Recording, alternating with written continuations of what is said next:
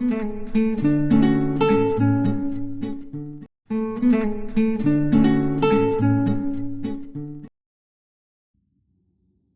शुरू करते हैं हम लोग आज की क्लास।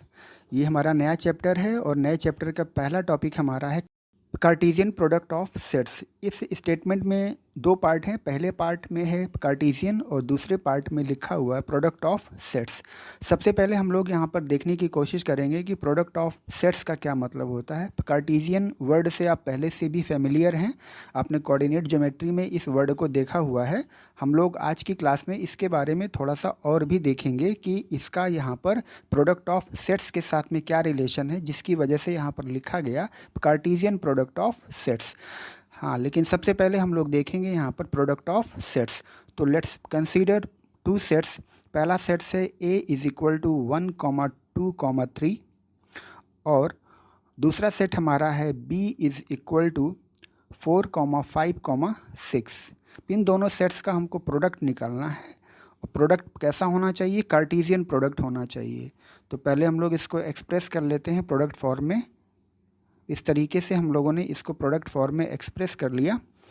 अब हम यहाँ पे प्रोडक्ट फाइंड करते हैं। प्रोडक्ट फाइंड करने का मेथड क्या है, तरीका क्या है, पहले मैं आपको वो सिखाऊंगा। प्रोडक्ट फाइंड करने का तरीका है कि पहले सेट का पहला एलिमेंट और दूसरे सेट के बाकी एलिमेंट्स को लेकर हम लोग पेयरिंग करेंगे। कैसे करेंगे इसको देखिए आप। पहले सेट का पहला एलिमेंट है 1 और दूसरे सेट के एलिमेंट्स हैं 4,5,6। तो हम लोग 1 की पेयरिंग करेंगे 4 के साथ में, 5 के साथ में और 6 के साथ में। फिर इसी तरीके से सेकंड एलिमेंट लेंगे 2, इसकी पेयरिंग करेंगे। थर्ड एलिमेंट लेंगे, फिर इसकी पेयरिंग करेंगे। इसी तरीके से जितने भी पॉसिबल पेयरिंग यहाँ पर हो सकती हैं वो सारी पेयरिंग करेंगे। ठीक है, तो लिखते हैं, देखते हैं कैसे आता है रिजल्ट। तो हम लोगों ने लिखा 1,4, ये हम लोगों ने पहला पेयर बनाया। दूसरा 1,5, देन आफ्टर 1,6 सेकेंड एलिमेंट अगर हम लें तो होगा 2,4, 2,5, 2,6। थर्ड एलिमेंट इसका है 3। अगर हम इसको लेकर पेयरिंग करें तो होगा 3,4, 3,5 एंड लास्ट वन इज 3,6। तो आप देख सकते हैं कि ये एक सेट बना और इस सेट के जो एलिमेंट्स हैं वो क्या हैं? पेयर्स हैं। किनके पेयर्स हैं?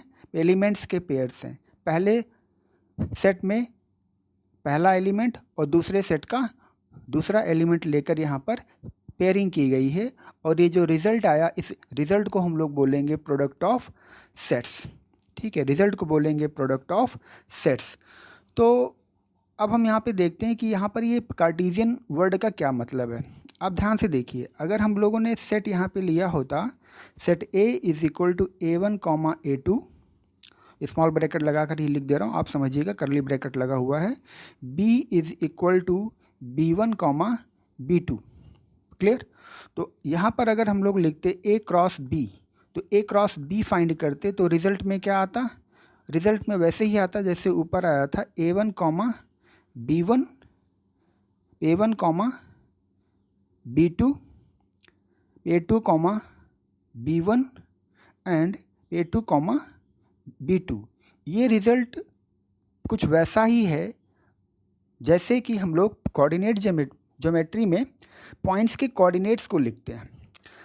कोऑर्डिनेट ज्योमेट्री में आपने पढ़ रखा है कि एक्स एक्सिस और वाई एक्सिस ये दो परपेंडिकुलर लाइंस हैं और इनके इंटरसेक्शन से जो प्लेन बनता है उस प्लेन को हम लोग बोलते हैं कार्टेशियन प्लेन।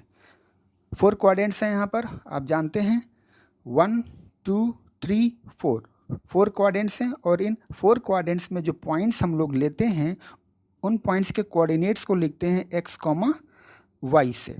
ठीक है, ये हो गई एक्स एक्सिस, ये हो गई वाई एक्सिस और इस प्लेन में कहीं पर कोई पॉइंट अगर हम लिखें तो वो लिखेंगे एक्स, वाई। इस पॉइंट को हम लोग बोलते हैं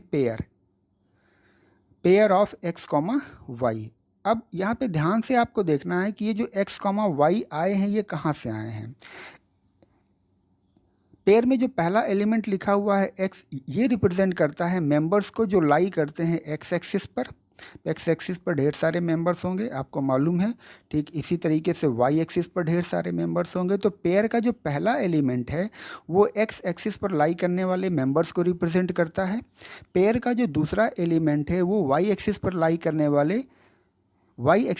करने वाले किसी नंबर या किसी एलिमेंट को रिप्रेजेंट करता है। इस तरह से यहाँ पर पेयर बनता है एक्स कॉमा वाई।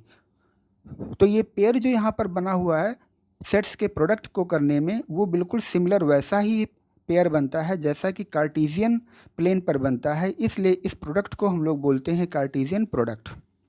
बात को थोड़ा सा और क्लियर करिए, अभी यहाँ पे बात पूरी तरीके से क्लियर नहीं हो पा रही है कि कार्टेशियन का मतलब आखिर क्या। ये बात तो यहाँ पर हम समझ गए कि जैसे कार्टेशियन प्लेन पर एक्स और वाई के दो पेयर्स बन जाते हैं, उसी तरीके से सेट्स के एलिमेंट्स को प्रोडक्ट करके पेयर बना के हम लोग उनका प्रोडक्ट एक्सप्रेस करते हैं, लिखते हैं।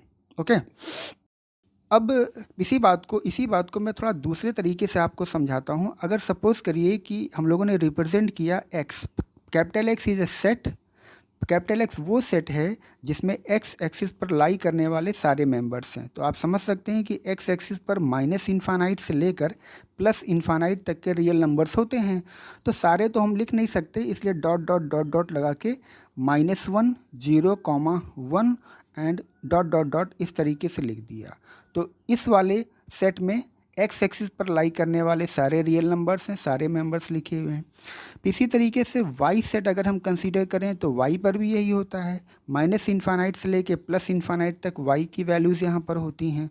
तो अगर हम इसका एक सेट बनाएं तो इसको भी उसी तरीके से ही लिख सकते हैं, -1, 0,1। ओके, पहले और बाद में भी यहाँ पर एलिमेंट्स हैं, उसको हम लोगों ने शो नहीं किया है। तो ये हुआ सेट एक्स और ये हुआ सेट वाई। सेट एक्स और सेट वाई का अगर हम लोग प्रोडक्ट यहाँ पर लिखें, set X product set Y, तो कैसे लिखेंगे?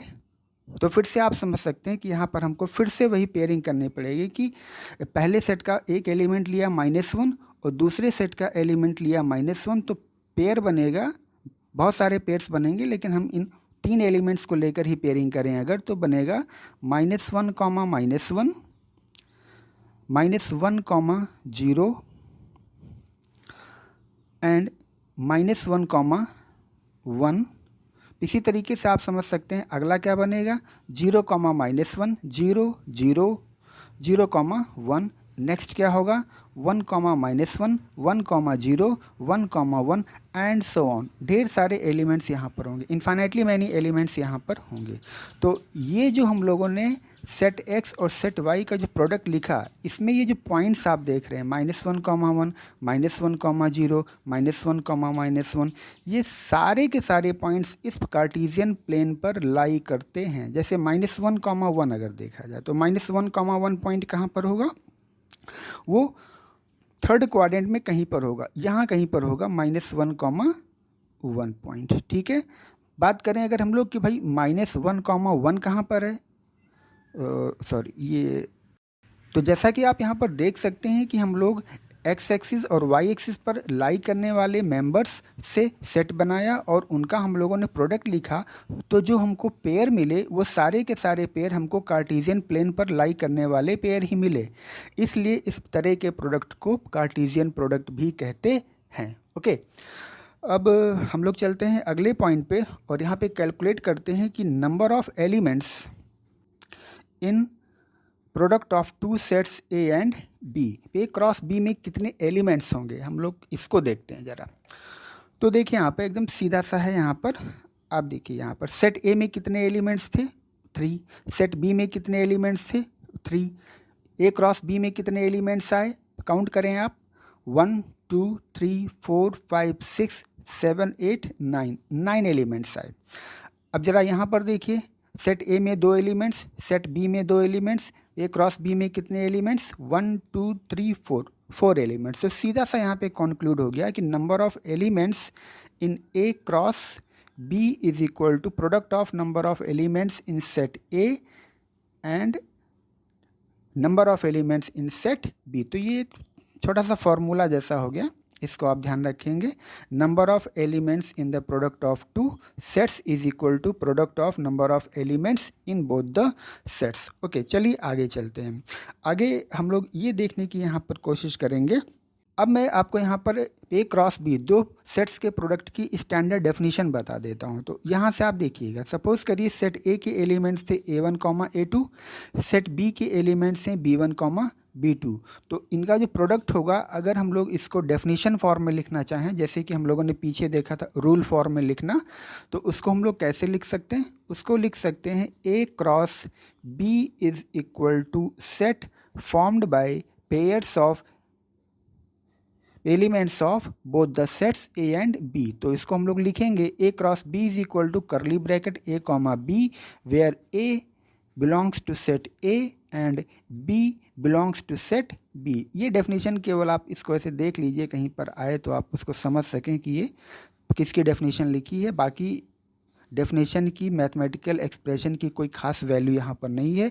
वैल्यू जो यहाँ पर है, जो आपको समझना है, वो ये समझना है कि अगर हमको सेट्स इंडिविजुअली गिवन है तो उनका प्रोडक्ट हम लोग कैसे फाइंड करते हैं और उनके प्रोडक्ट में नंबर ऑफ एलिमेंट्स कितने होते हैं। ओके, प्रोडक्ट में नंबर ऑफ एलिमेंट्स कितने होते हैं। चलिए, इसके बाद नेक्स्ट एक इम्पॉर्टेंट चीज़ है जो छोटे मोटे न्यूमेरिकल्स सॉल्व करने में आपकी हेल्प करेगी, और वो चीज़ है इक्वलिटी ऑफ ऑर्डर्ड पेयर्स। थोड़ा सा मीनिंग आप यहाँ पर क्लियर करिए कि हम लोग यहाँ पे ऑर्डर्ड वर्ड क्यों यूज़ कर रहे हैं। यहाँ पर ऑर्डर्ड वर्ड इसलिए यूज़ किया गया है क्योंकि प्रोडक्ट में हमको एलिमेंट्स के ऑर्डर का ध्यान रखना पड़ता है। पहला एलिमेंट फर्स्ट सेट से आता है, दूसरा एलिमेंट सेकंड सेट से आता है। प्रॉपर यहाँ पर ऑर्डर है, इसलिए इस प्रोडक्ट से मिलने वाले पेयर को हम लोग बोलते हैं ऑर्डर्ड पेयर्स। अब अगर कहीं पे दो ऑर्डर्ड पेयर्स हैं और आपसे कहा जा रहा है कि वो दोनों ऑर्डर्ड पेयर्स आपस में इक्वल हैं, तो इस बात का मतलब क्या हुआ? सपोज़ करिए दो ऑर्डर्ड पेयर्स हैं, पहला है A1 कॉमा B1 और दूसरा ऑर्डर पेयर है A2 कॉमा B2, और आपसे कहा जा रहा है कि ये दोनों ऑर्डर्ड पेयर्स आपस में इक्वल हैं इस तरीके से। तो इस बात को आप जरा कोऑर्डिनेट ज्योमेट्री के कार्टेशियन प्लेन पर आइए। यहाँ पर दो पॉइंट कंसीडर करिए, पहला पॉइंट P और दूसरा पॉइंट कंसीडर करिए Q। आपसे कहा जाए अगर कि ये दोनों पॉइंट सेम हैं, यानी एक ही प्लेस पर लाई कर रहे हैं, तो एक ही प्लेस पर लाई कर रहे हैं, तो इसका मतलब हुआ कि P या तो Q के पास है या Q P के पास है, P है। P का कोऑर्डिनेट अगर हम सपोज कर लें कि x1 कॉमा y1 है और Q का कोऑर्डिनेट x2 कॉमा y2 है, तो जब ये दोनों पॉइंट सेम हो जाएंगे, दोनों पॉइंट एक हो जाएंगे, तो ऐसा तभी होगा जबकि दोनों के कोऑर्डिनेट्स कैसे हो जाएं? वो इक्वल हो जाएं। इसका मतलब x1 is equal to x2 हो जाए और y1 is equal to y2 हो जाए। ऐसा इसलिए होना है क्योंकि ये जो पेयर है ये ऑर्डर्ड पेयर है, ऑर्डर में लिया गया पेयर है, ऑर्डर में लेकर बनाया गया पेयर है। इसलिए यहाँ पर अगर दो ऑर्डर्ड पेयर्स आपस में इक्वल हैं तो इसका मतलब हुआ कि उनके करस्पॉन्डिंग एलिमेंट्स, करस्पॉन्डिंग मेंबर्स भी आपस में इक्वल होंगे। जैसे फॉर एग्जांपल यहाँ पर A1 is equal to A2 होगा और B1 is equal to B2 होगा। ओके, आई थिंक मेरे ख्याल से यहाँ तक आपको बात क्लियर हो गई है। अब हम लोग चलते हैं, कुछ एग्जांपल्स कर लेते हैं। पहला हम लोग क्वेश्चन जो यहाँ पर ले रहे हैं उसको ध्यान से देखिए, मैं आपको एक्सप्लेन करूँगा, बाकी स्टेटमेंट वगैरह हम लोग लिखेंगे बाद में। दो सेट्स हमारे पास में यहाँ पर हैं। Set A is equal to 1 2 3 4, set B is equal to 5 7 9। ठीक है, आपको यहाँ पे वेरीफाई करना है कि A cross B is equal to B cross A, ये ट्रू है या फॉल्स है। इसको हमको यहाँ पे वेरिफिकेशन करना है कि A cross B is equal to B cross A, ये ट्रू है कि फॉल्स है। तो इसको आप बहुत आसानी से समझ सकते हैं, जैसा कि अभी आपको मैंने जस्ट पीछे बताया कि A क्रॉस B में जो पेयरिंग होती है एलिमेंट्स की, वो ऑर्डर्ड पेयरिंग है। कैसी पेयरिंग है वो ऑर्डर्ड पेयरिंग है। तो जाहिर सी बात है कि अगर हम लोग ऑर्डर को चेंज कर देंगे, जैसे A क्रॉस B से अगर हम लोग B क्रॉस A कर देंगे, तो जो ऑर्डर्ड पेयर आएगा वो A कॉमा B के प्लेस पर B कॉमा A आएगा। तो आप समझ सकते हैं कि ये दोनों बातें इक्वल नहीं हैं, इसलिए A cross B is not equal to B cross A। A cross B is not equal to B cross A। Any doubt? इसको ध्यान रखिएगा हमेशा। ओके, तो इसके बाद चलते हैं हम लोग अगला एग्जाम्पल लेते हैं। अगला एग्जाम्पल हमारा है, इसमें लिखा हुआ है कि हमको वैल्यू फाइंड करनी है x एंड y की if it is given that x minus Y comma X plus Y is equal to 6,10। ठीक है, ऑब्वियसली हम लोग टॉपिक में हैं, आप समझ सकते हैं कि टॉपिक में ये जो पेयर्स हैं ये कैसे पेयर्स हैं, ये ऑर्डर्ड पेयर्स हैं, दो ऑर्डर्ड पेयर्स हैं और ये दोनों इक्वल हैं। अभी जस्ट पीछे आपको बताया कि if two ordered pairs are equal it means that their corresponding elements are equal. It means first element of left hand side which is x minus Y should be equal to 6, second element x plus y should be equal to 10. It means that x minus y is equal to 6 and x plus y is equal to 10. This is first equation, this one is second equation. दोनों equations को अगर आप solve करें तो यहाँ से result क्या आएगा। सॉल्विंग आप सभी को आती होगी, जिसको नहीं आती वो कमेंट बॉक्स में लिखेगा, मैं उसका आंसर आपको बताऊंगा। ठीक है, तो अगर हम लोग यहाँ पे रिजल्ट को देखें तो आंसर क्या यहाँ पर आ रहा है, दोनों इक्वेशंस को ऐड करें, minus Y plus Y cancel, X X 2x, right side में 16, x is equal to 8। x की वैल्यू यहाँ पर 8 हुई और y की वैल्यू कितनी हो गई 2। Any doubt? So this is your answer. चलिए बढ़ते हैं हम लोग अपने अगले क्वेश्चन की ओर और अगला क्वेश्चन हमारा है क्वेश्चन नंबर 3। इसको ध्यान से देखिएगा, ये थोड़ा सा अच्छा क्वेश्चन है आज की क्लास के क्वेश्चंस में से, ये लास्ट क्वेश्चन भी है। इसमें आपको गिवन है दो sets, set A is equal to 2, 4, 6, 9 and set B is equal to 4, 6, 18, 27. These are the two sets given to you. यहाँ पे 54 भी है, 54। ओके, फाइंड क्या करना है, find the set of ordered pairs such that A is a factor of B and A less than B where A belongs to first set and B is the element of second set. ध्यान से देखिए इस question को। Question में हमको दो sets given हैं, find करना है set of ordered pairs. Ordered pairs का हमको यहाँ पर सेट फाइंड करना है। सेट ऑफ ऑर्डर्ड पेयर्स, वो ऑर्डर्ड पेयर कैसा होना चाहिए, वो ऑर्डर्ड पेयर ऐसा होना चाहिए कि उसका जो फर्स्ट एलिमेंट है A is a factor of B, first element second element का फैक्टर हो, साथ ही साथ A less than B, first element second element से छोटा भी हो। तो करते हैं, set A is equal to 2, 4, 6, 9। समझ सकते हैं आप कि ये जो सेट है यही रिप्रेजेंट कर रहा है किसको, स्मॉल a को। ओके, स्मॉल a मतलब इस सेट के एलिमेंट। सेट B क्या है, सेट B है 4, 6, 18, 27 एंड 54 और ये रिप्रेजेंट करता है किसको, B को। तो सेट A से हम लोग को लेना है स्मॉल a, सेट B से हम लोगों को लेना है स्मॉल b।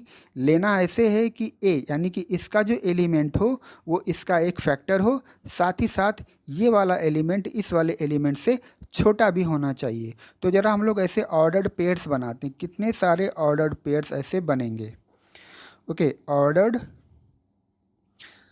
पेयर्स, वो ऑर्डर्ड पेयर्स जो हमारी कंडीशन को पूरा करें। तो सबसे पहले लिखते हैं भाई, इसका पहला एलिमेंट लेते हैं 2। इसका हम लोगों ने पहला एलिमेंट लिया 2। अब इसका कौन सा एलिमेंट लिया जाए जो पहले वाले एलिमेंट से बड़ा हो, साथ ही साथ पहला वाला एलिमेंट दूसरे वाले का फैक्टर हो। तो आप समझ सकते हैं कि 4 ले सकते हैं, 2,4। 2 छोटा भी है और 4 का फैक्टर भी है। ठीक इसी तरीके से 2,6 ले सकते हैं, 2,18 ले सकते हैं, 2,27 नहीं ले सकते क्योंकि 2,27 में 227 का फैक्टर नहीं है। 2,54 ले सकते हैं। चलिए ठीक है, आगे 2 को लेकर हम लोगों ने देख लिया। 4 को लेकर चलते हैं तो 4,4 नहीं ले सकते क्योंकि इक्वल हो जाएगा, इक्वल लेना नहीं है, लेस लेना है। तो 4,6 नहीं ले सकते क्योंकि फैक्टर नहीं है। 4,18 27 नहीं लिख सकते, 54 नहीं लिख सकते। इसका मतलब 4 से कोई भी ऑर्डर पेयर हम लोग को नहीं मिलेगा। चलिए आगे बढ़ते हैं, 6 को लेते हैं। 6 के साथ में 4 हो नहीं सकता क्योंकि 6 ग्रेटर हो जाएगा। 6 हो नहीं सकता क्योंकि इक्वल हो जाएगा। 18 ले सकते हैं क्योंकि 18 का फैक्टर है 6 और साथ ही 6 18 से छोटा भी है, तो लिख सकते हैं 6,18। देन आफ्टर 6,54 27 नहीं ले सकते, आप जानते हैं। चलिए इसके बाद आइए 9। तो 9 के साथ में हम लोग 18 ले सकते हैं, 9 के साथ में 18 ले सकते हैं, 9 के साथ में 27 ले सकते हैं और 9 के साथ में ले सकते हैं 54। तो ये ऑर्डर्ड पेयर्स आ गए भाई। ये जो हमको मिले हैं ये वो ऑर्डर्ड पेयर्स हैं जो हमारी इस कंडीशन को फुलफ़िल करते हैं। आई होप आज की क्लास आपको समझ में आई होगी। मिलते हैं आपसे अगली क्लास में एक नए टॉपिक के साथ में। Thank you very much.